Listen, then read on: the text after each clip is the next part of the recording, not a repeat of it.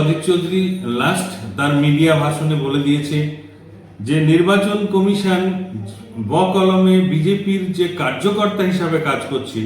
তার সমাধানের জন্য উনি ওপেন বক্তব্যে চ্যালেঞ্জ জানিয়ে বলেছেন যতদিন না এই অ্যাডজুডিকেটেড ভোটারদের নাম ফাইনালিস্টে আসছে ততদিন নির্বাচন করা যাবে না, প্রয়োজনে উনি সুপ্রিম কোর্ট যাবেন। তো তার পরিপ্রেক্ষিতে গতকাল জেলা কংগ্রেসের মিটিংয়ে যে সিদ্ধান্ত হয়েছে যে আমরা আগামী 10 তারিখ ঠিক বেলা 1টার সময় ডিএম অফিস ঘেরাও প্রতিবাদ মিছিল সহ সেখানে প্রায় 1 লক্ষ লোকের সমাগম করে ডিএম অফিস পুরো ঘেরাও করে অবরুদ্ধ করা হবে এবং এই বার্তা দেওয়া হবে যতদিন না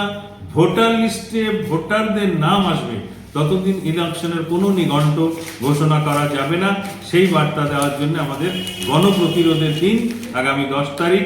ঠিক বেলা 1টা।